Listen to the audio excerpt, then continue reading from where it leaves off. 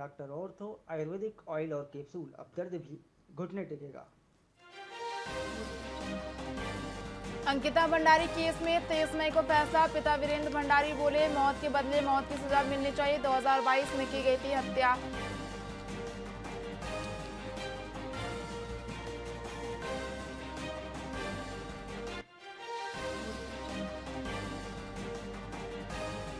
चारधाम यात्रा में 29 दिन में 68 श्रद्धालुओं की मौत। सबसे अधिक केदारनाथ धाम में 30 श्रद्धालुओं ने दम तोड़ा। खराब स्वास्थ्य के कारण गई जान।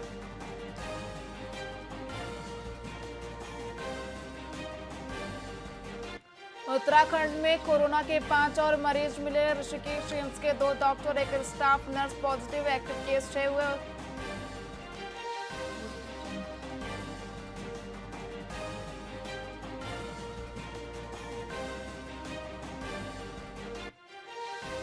हार्ट सर्जरी में ग्राफिक एरा हॉस्पिटल की बड़ी उपलब्धि। डॉक्टर ने 19 साल के युवक की जान बचाई। हार्ट से निकलकर पेट में फंसा बॉल्ब निकाला।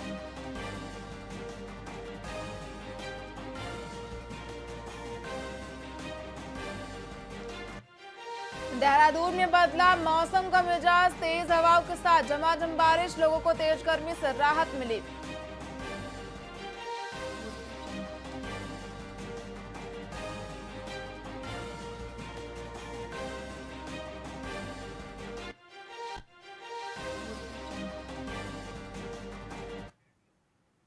नमस्कार, आप देख रहे हैं वीआईपी न्यूज में हूं आपके साथ प्रज्ञा तिवारी। रुक करते एक खबरों की ओर। बेमेतरा जिले के नवागढ़ विकासखंड के अंधियारखोर में समाधान शिविर का आयोजन किया गया, जिसमें खाद्य मंत्री और नवागढ़ विधायक दयाल दास बघेल ने हिस्सा लिया। उन्होंने आमजन की शिकायतों पर विभागवार अधिकारियों से जानकारी ली। इसके साथ ही ग्राम चेवरा के सरपंच प्रमोद साहू की शिकायत का निराकरण नहीं होने पर विद्युत विभाग के अधिकारी को मंत्री ने 3 दिन में समस्या सुलझाने का निर्देश दिया। पानी की समस्या को लेकर भी मंत्री ने पीएचई विभाग के अधिकारियों को कड़ी फटकार लगाई और ग्राम पंचायतों के सरपंचों को टैंकर से पानी उपलब्ध कराने के निर्देश दिए। शिविर में हितग्राहियों को योजनाओं का लाभ भी दिया गया।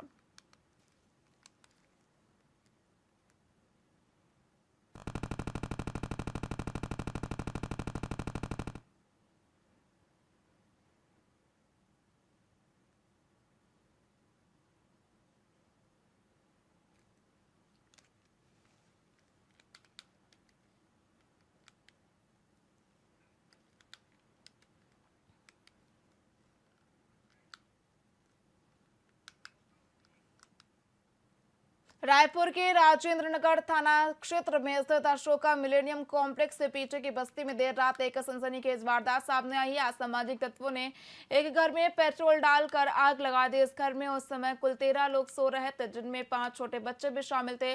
गनीमत रही कि पड़ोस में रहने वाले एक बुजुर्ग महिला की सतर्कता और समय पर दी गई सूचना से बड़ा हादसा टल गया। परिवार की माने तो पुरानी रंजिश के चलते ये आगजनी की गई। घटना के बाद सभी आरोपी मौके से फरार हो गए।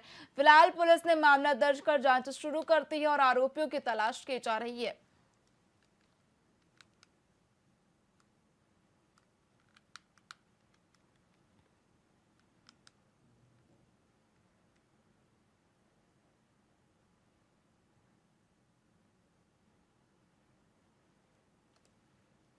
कोरबा जिले में कोविड के नए मामलों को देखते हुए स्वास्थ्य विभाग सतर्क हो गया है। सीएमएचओ डॉक्टर एसएन केसरी ने बताया कि सभी सरकारी अस्पतालों में सर्दी खांसी जैसे लक्षणों वाले मरीजों की जांच की जाएगी। संदिग्ध मामलों की रिपोर्ट पुष्टि के लिए एम्स रायपुर भेजी जाएगी। मेडिकल कॉलेज हॉस्पिटल में 4 बेड का विशेष कोविड वार्ड भी तैयार किया गया है। विभाग ने लोगों से मास्क पहनने और सावधानी बरतने की अपील की है। इसके साथ ही किसी प्रकार की घबराहट न करने की सलाह दी गई है।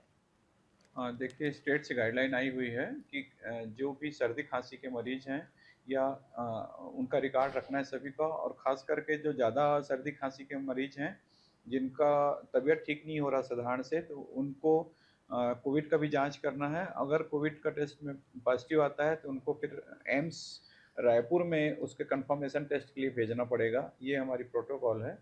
और सभी संस्थाओं में कोविड रिलेटेड जो हमारे दवाइयाँ हैं और साथ में जांच की जो चीज़ें होती हैं, लोगों को, स्वास्थ्य कर्मियों को सभी को निर्देश है कि मास्क लगा के रखें वो लोग। और यहाँ मेडिकल कॉलेज में 4 बेड का एक कोविड वार्ड भी तैयार किया गया है। तो अगर कोई पेशेंट आता है तो वहाँ भर्ती किया जाएगा। लोग थोड़ा सा सावधानी, कोविड रिलेटेड जो प्रोटोकॉल है कि डिस्टेंस बना के रखें, जो सर्दी खांसी के मरीज हैं उनसे अपने आप को बचा के रखें। साथ ही जो सर्दी खांसी के मरीज हैं ज़्यादा मात्रा में हैं तो अपने घरों में आइसोलेट होकर रहें और लोग भी बचें उनसे। अगर किसी के यहाँ सर्दी खांसी ठीक नहीं हो रही है तो हॉस्पिटल में ला करके हमको, हमारे डॉक्टर्स को दिखाएं। खरीफ सीजन की शुरुआत के साथ छत्तीसगढ़ में किसान खेती की तैयारियों में जुटे हैं, लेकिन इस बीच डीएपी खाद को लेकर सियासी बयानबाजी तेज हो गई है।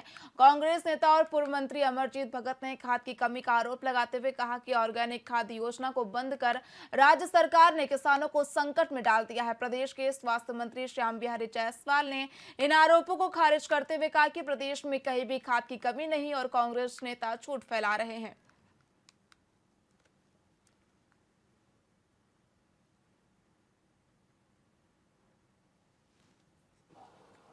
आप जो प्रश्न कर रहे हैं अपने आप में महत्वपूर्ण है। रासायनिक खाद से हम लोग ऑर्गेनिक खाद की तरफ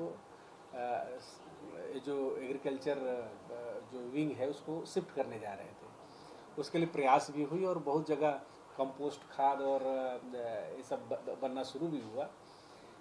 उसमें थोड़ा सा क्वालिटी में कुछ शिकायत आई, बस उसी में थोड़ा सुधार करके और इसको आगे बढ़ाते तो आज जो क्राइसिस की स्थिति बन रही है, सरकार के पसीना जो छूट रहे हैं कि हम कहाँ से रासायनिक खाद लाएंगे, उससे बच पाते। खाद की कोई कमी नहीं है। कल भी मैं गया था एक जिला में, अपने प्रभार जिला बलौदा बाजार भाटापारा में, कल भी जानकारी लिया। अपने गृह जिला मनेंद्रगढ़, कोरिया, गौरेला पेंड्रा प्रभार जिला, जिन जिन जिलों में मैंने भ्रमण किया है, कोरबा, कहीं भी कोई खाद की कमी नहीं है।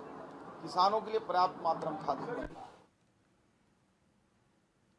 प्रदेश कांग्रेस कमेटी और प्रदेश अध्यक्ष दीपक बैज के नेतृत्व में छत्तीसगढ़ के जल, जंगल, जमीन और खनिज संसाधनों को बचाने के लिए निकाली गई न्याय यात्रा का अंतिम दिन दंतेवाड़ा में कलेक्टर कार्यालय के घेराव के साथ हुआ। बता दें कि 26 अप्रैल को लौह नगरी किरंदुल से शुरू हुई इस यात्रा में संभाग भर से हजारों लोग शामिल हुए और कलेक्टर कार्यालय पहुंचकर राज्यपाल के नाम ज्ञापन सौंपा गया, जिसमें आर्सेलर मित्तल, रुंगटा स्टील और आरती स्पंज को मिले खनिज संसाधन आवंटन को निरस्त करने की मांग की गई। इस दौरान कांग्रेस ने भविष्य में जंगल, जल और जमीन के संरक्षण पर भी कड़ा रुख अपनाने की मांग की है। कांग्रेस पार्टी लगातार 4 दिन तक किरंदुल से लेकर दंतेवाड़ा तक न्याय यात्रा के रूप में हमारे खनिज संपदा को बचाने के लिए 4 दिन तक हम लोग न्याय यात्रा के रूप में आज कलेक्ट्रेट पहुंचे हैं। हजारों ग्रामीण हमारे साथ इस खनिज संसाधन को बचाने के लिए आज एकत्र हुए और ज्ञापन हम लोग राज्यपाल नाम के सौंपे हैं। और स्पष्ट रूप से हमने कहा है कि जो आर्सेलर मित्तल, रुंगटा स्टील, आरती स्पंज को जमीन जो खनिज संसाधन ये दिया गया है उसको निरस्त करे और आगे भी भविष्य में हमारे जल, जंगल, जमीन को न बेचा जाए। ये स्पष्ट रूप से आज हम लोग कलेक्टर ऑफिस में हम लोगों ने शांतिपूर्वक ज्ञापन दिए हैं। अन्यथा अगर ये सरकार बेचने का काम करेगी तो हमारी लड़ाई बड़ी होगी, लंबी होगी और बस्तर में दूसरा बूमकाल हमारे यहाँ के आदिवासी जल, जंगल, जमीन को बचाने के लिए अगर दूसरा बूमकाल भी लाना पड़े तो उसके लिए भी पीछे नहीं हटेगी। कांग्रेस पार्टी लगातार 4 दिन तक किरंदुल से बेमेतरा जिले के नवागढ़ विकासखंड के अंधियारखोर में समाधान शिविर का आयोजन किया गया, जिसमें खाद्य मंत्री और नवागढ़ विधायक दयालदास बघेल ने हिस्सा लिया। उन्होंने आमजन की शिकायतों पर विभागवार अधिकारियों से जानकारी ली। साथ ही ग्राम जेवरा के सरपंच प्रमोद साहू की शिकायत का निराकरण नहीं होने पर विद्युत विभाग के अधिकारी को मंत्री ने 3 दिन में समस्या सुलझाने का निर्देश दिया। पानी की समस्या को लेकर भी मंत्री ने पीएचई विभाग के अधिकारियों को कड़ी फटकार लगाई और ग्राम पंचायतों के सरपंचों को टैंकर से पानी उपलब्ध कराने की निर्देश दिए। शिविर में हितग्राहियों को योजनाओं का लाभ भी दिया गया।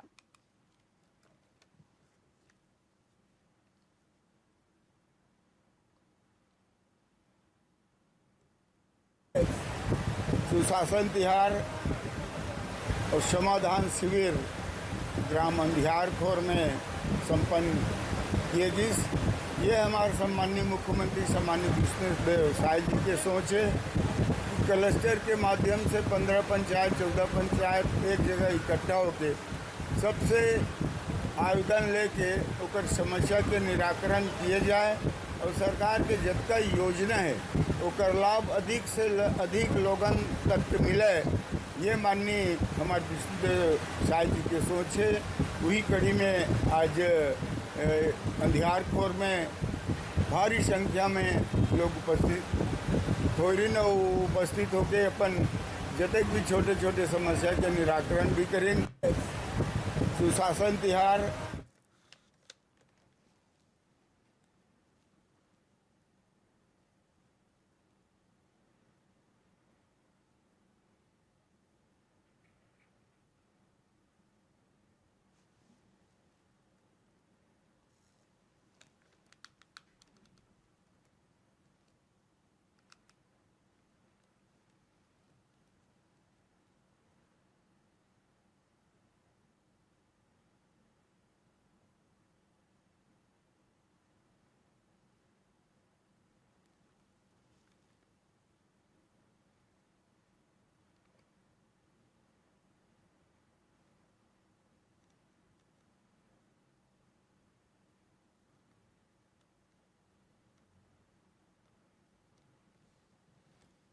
खबर छत्तीसगढ़ से, जहां पर जल संकट पर ग्राम पंचायतों को दिशा निर्देश दिए गए। बता दें कि जल संकट को लेकर बेमेतरा में अंधियारखोर समाधान शिविर में मंत्री पहुंचे। इस दौरान शिकायत पर अफसरों को मंत्री की फटकार लगाई गई। आपको बता दें कि जल संकट के चलते लोग काफी परेशान हैं, जिसकी शिकायत समाधान शिविर में की गई, जिसके बाद मंत्री ने अधिकारी को फटकार लगाते हुए उचित कार्रवाई के निर्देश दिए।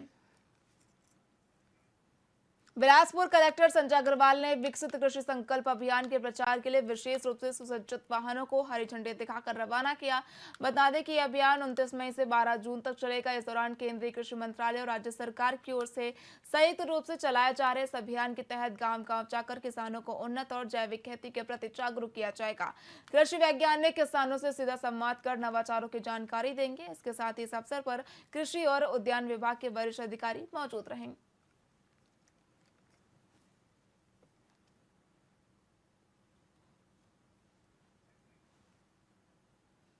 फिलहाल खबरों में इतना ही। देखते रहिए VIP न्यूज। नमस्कार।